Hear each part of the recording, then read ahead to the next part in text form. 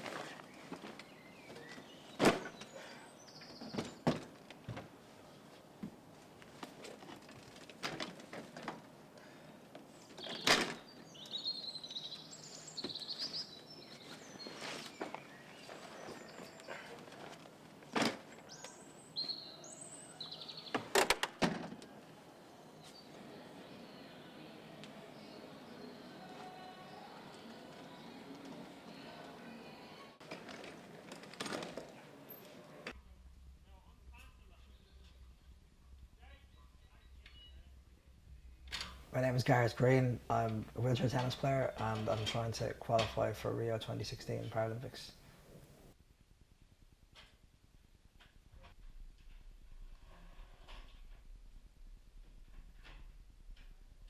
I've always watched Paralympics as a kid and whenever it was on TV, and I used to record it and watch it over and over again. So it was always kind of like a dream sort of destination, but like it was always a pipe dream. And the closest I got to Paralympics was actually working for Paralympics Ireland. I volunteered as online communications manager, so that put me in a very, very nice position to get to London and see get a media pass into pretty much anything.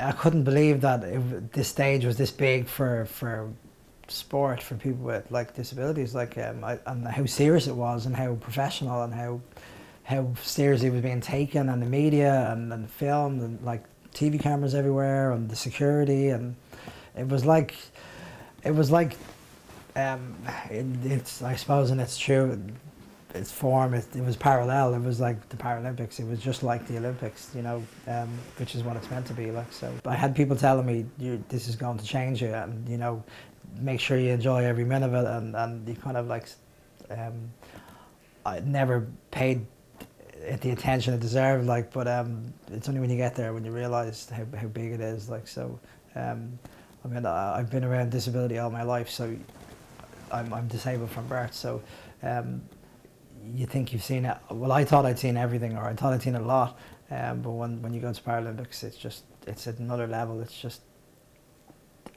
people there that would just blow you away, like, you know.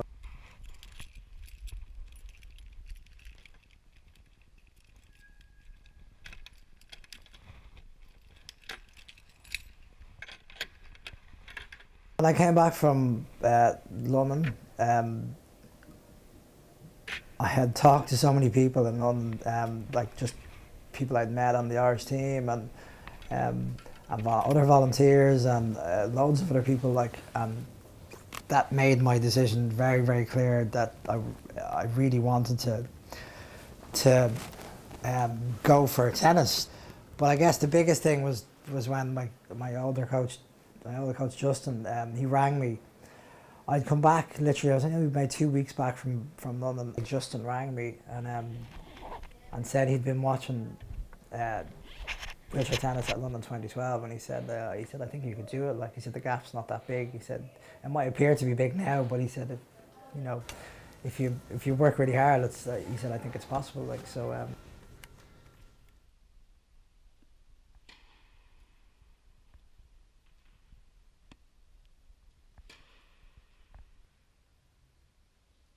think it's a very positive thing that when you make a positive decision for yourself, I think the benefits become very, very big. When I started playing tennis properly, like when I really dedicated myself to tennis, that goals were like, they help you focus.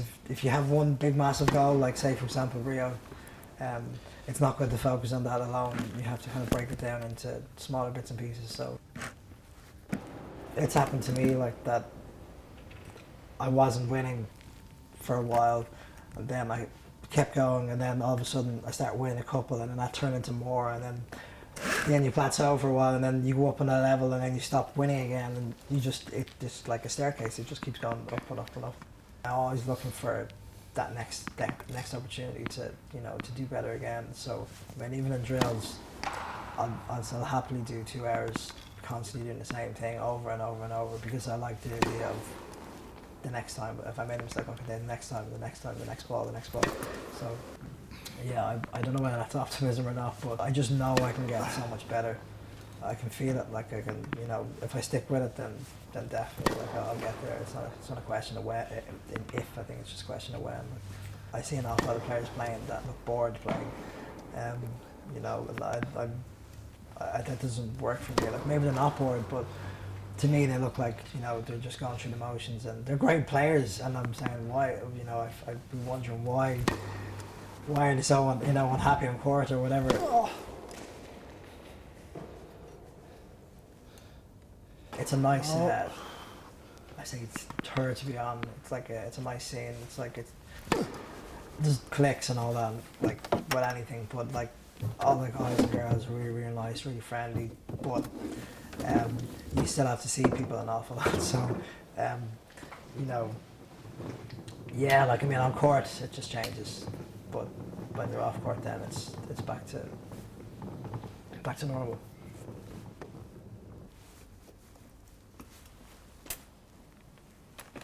I guess like Federer would always be my favourite player, like purely because he's like, I guess, the benchmark of like mental toughness. Well, maybe Djokovic is now, but Federer was always the guy that seemed to handle it really well.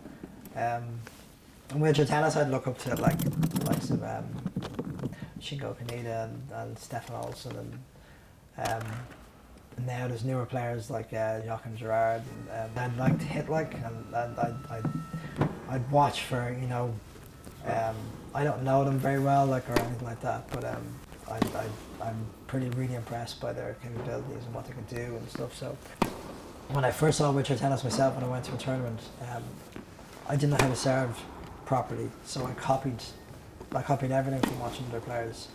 Like my backhand, that's where that came from. My backhand's one of the biggest weapons, and I saw someone do, it's called an upside down or an inside out backhand. So it's not a shot that's done in able-bodied tennis. So basically it's a forehand, it's turned upside down, and you hit this way. And that just worked in my head. I immediately identified being able to hit like that, and the next day I went out and I tried it and it worked, and I spent 8 months perfecting it, and now it's my biggest weapon. I do an awful lot of damage with it. So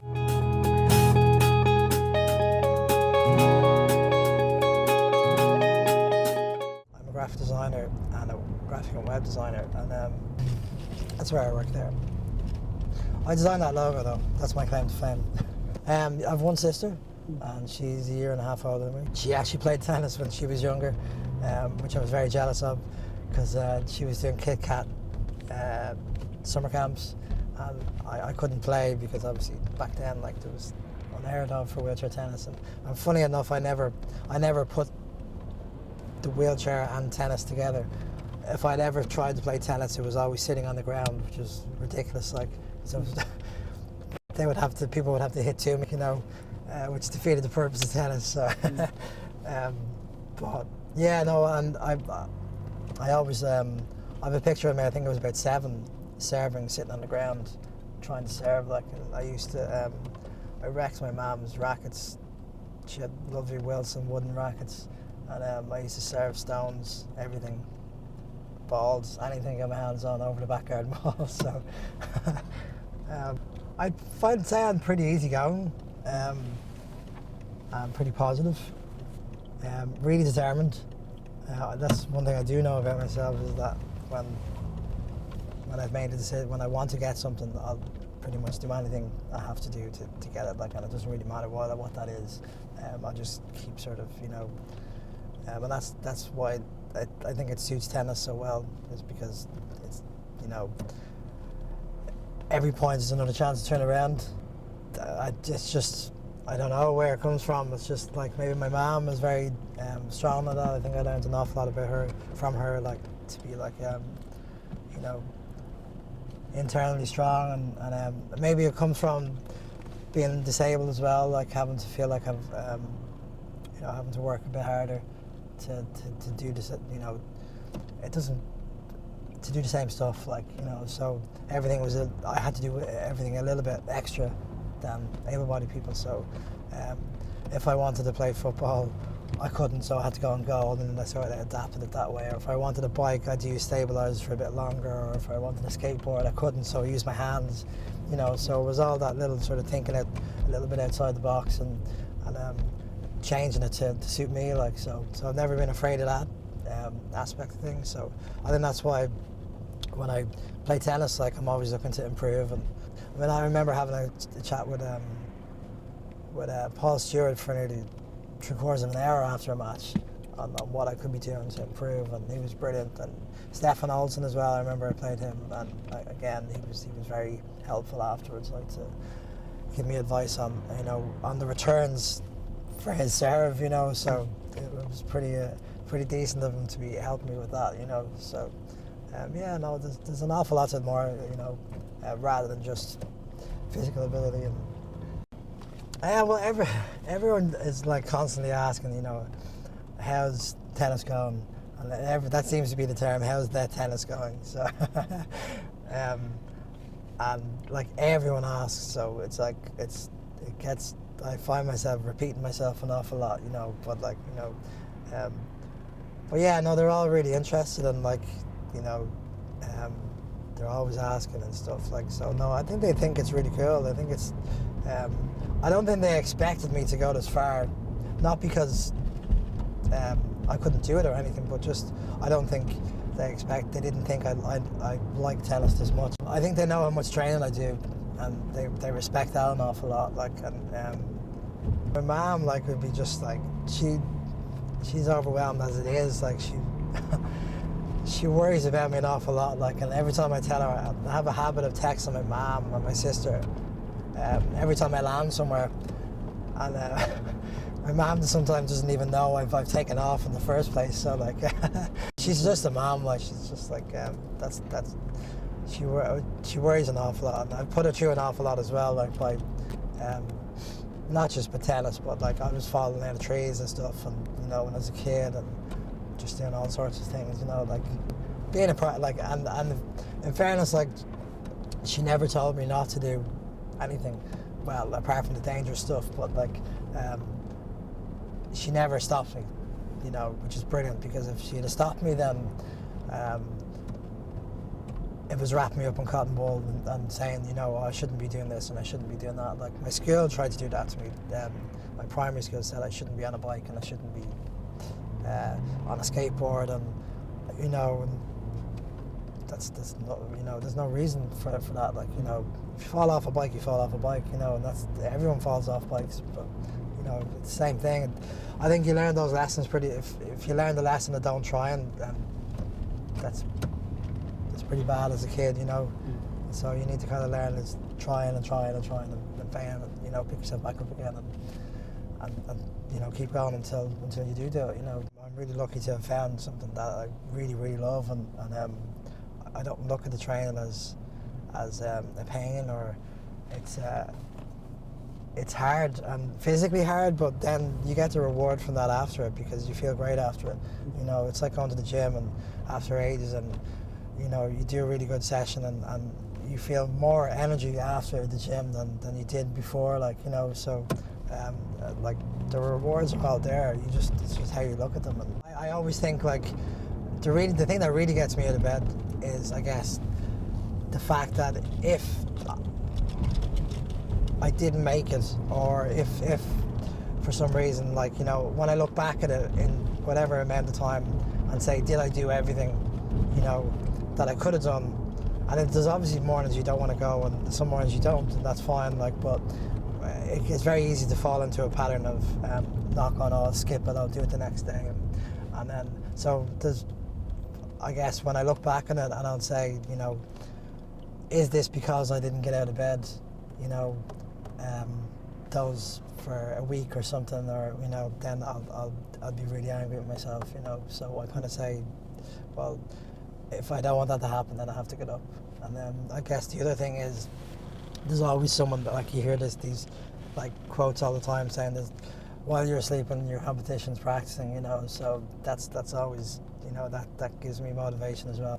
If you're willing to do all the stuff that no one else is prepared to do, like I was training really close to Christmas. I think if Westwood had been open Christmas, I would have gone. Not because to be seen to be training on Christmas Day, but just because I love tennis, and it didn't really matter what day it was. I'm just at that stage now that it's not that I need to do it. I feel the difference when I don't train. If I don't train for 2 days, I can feel it. I don't want to be away for 2 days. So.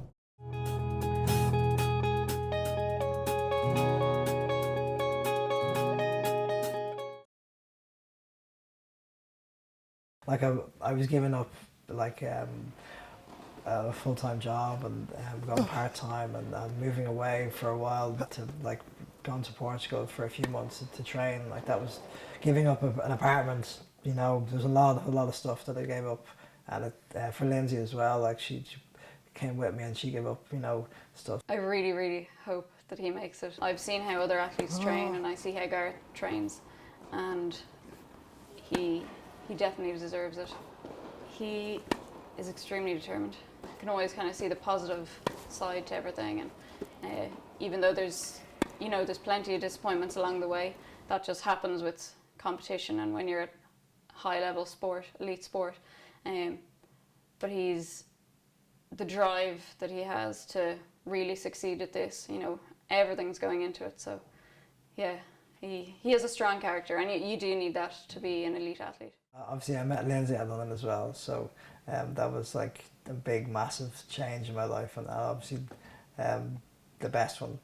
So that was completely unexpected. Lindsay was a volunteer as well, and I was volunteering at the same time. I was online communications, and she was running the Team Lodge, which was the centre for where athletes, families, and friends could come. So I'd gotten to know Lindsay over there, so I kind of found myself making excuses to call into the lodge for not very good reasons, So we were both volunteering in London, and we weren't part of the main team, but we were kind of support staff, if you like. So we weren't in the actual athlete village, but we were staying outside in college campus accommodation, and so then the few free hours that we actually had off, there were a few of us that we had dinner every night together, and it was in that accommodation, I think in the kitchen, that we met first.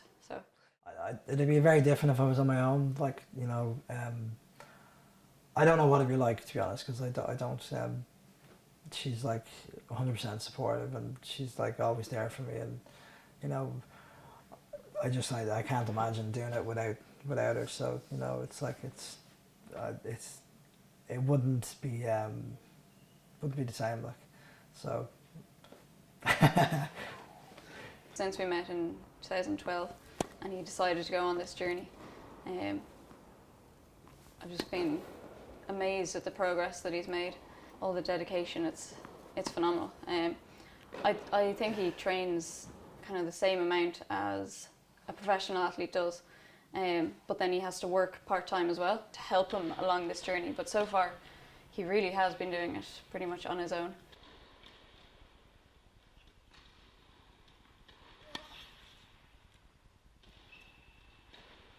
We're very much so on the journey together, yeah.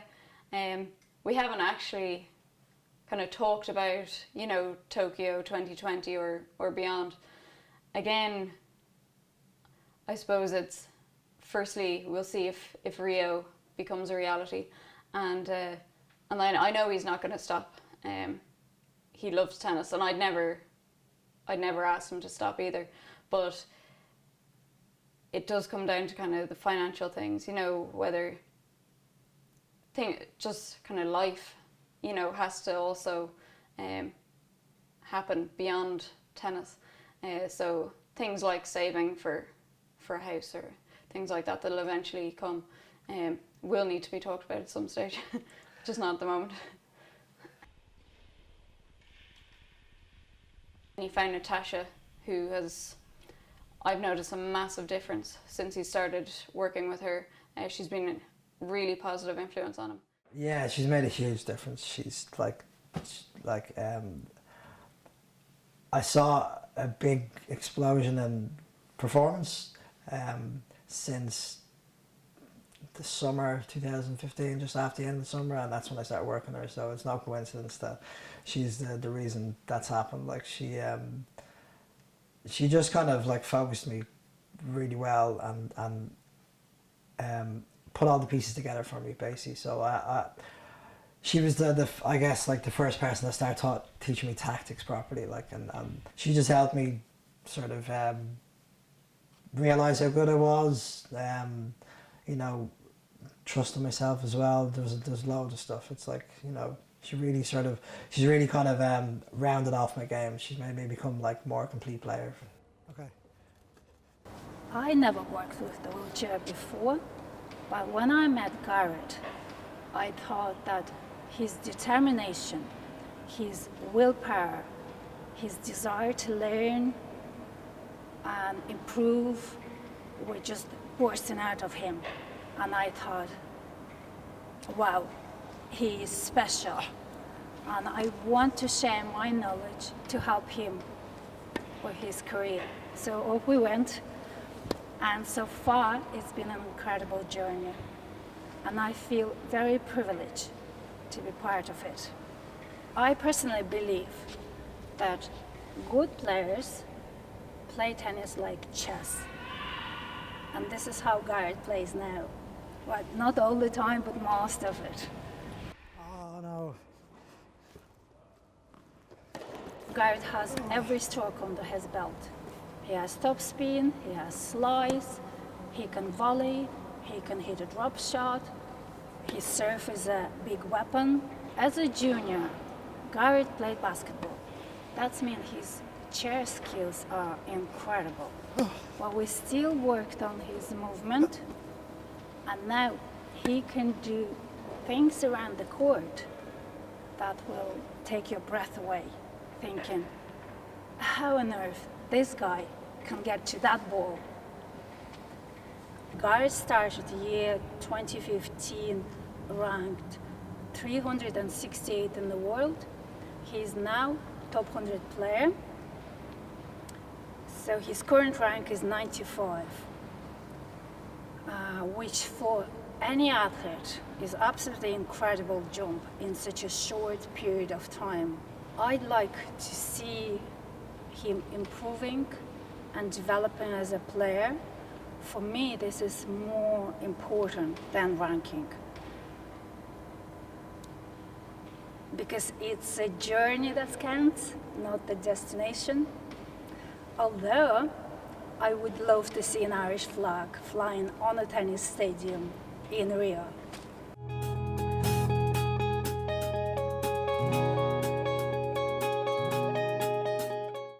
I've always been sort of like very conscious about how I looked and how I think because of being in a chair, you get looked at. I got looked at, stared at. You know, I can't go anywhere without being noticed. Stuff like self-confidence issues and how I feel about myself, how I view myself. Stuff that you think that I thought I'd sorted out, but then, as I said, tennis sort of drags all that stuff back out again. I think it still happens, but I don't notice it anymore. Like that's the thing. That's what I'm saying. I've let go. Like,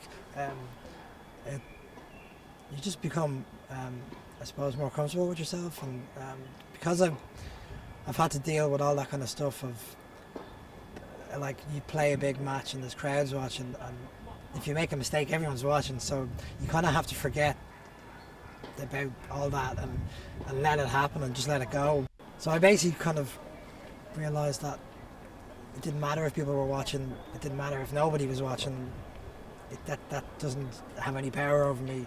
And at the end of the day, really, it's all about, you know, enjoying tennis and playing and playing your best, and that's what I play for. It's like, it's that love of like hitting a ball and just like forgetting about everything else. You know, that's when you can't enjoy a match if you're worrying about how many people are watching and how many, you know, mistakes you're making, or how many, you know, so how many bad serves you hit, or, you know, that type of thing. When you just let go and it just happens, then it's just amazing. It makes you nearly introverted because you're on your own on the court and you've no coach to tell you whether you're doing the right thing or the wrong thing. So you're asking yourself, talking to yourself basically on the inside all the time.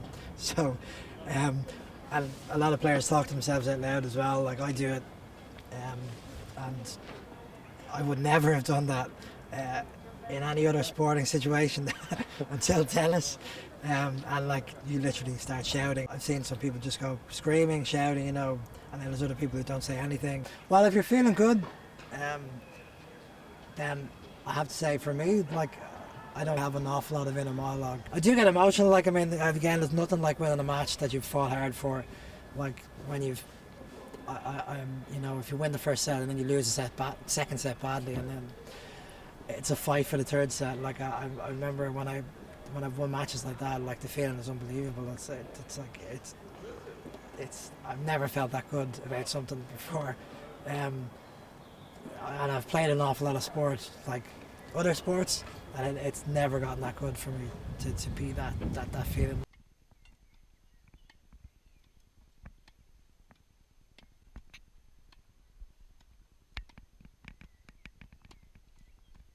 I mean, my best chance now is a wildcard application. So I'm in a, as far as I'm aware, I'm in a pretty good.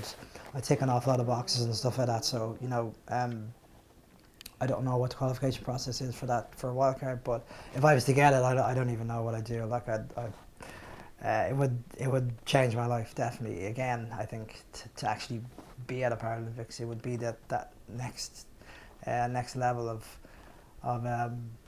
competition.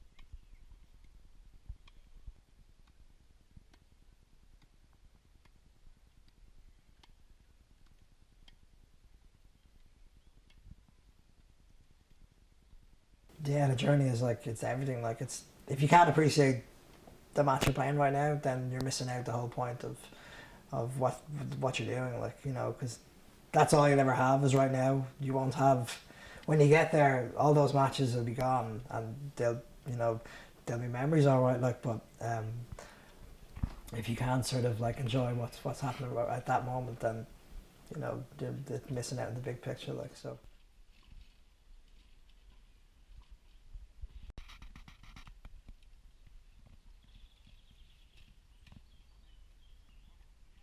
To represent Ireland in the Paralympics, first time ever, that would be like, you can't put an emotion in that. Like, it's part of the reason I'm doing this is like to be the first, not just that, but to put Ireland on the map for wheelchair tennis as well. It's already there. Like, I mean, everyone knows me as the Irish player, like, at this stage, like, because there's no other Irish players. But and now I'm starting to get into the top level of tennis, so. It's different. It's like I'm proud of it. You know, that I've climbed the ladder to this height. Like, no one's done this before. So.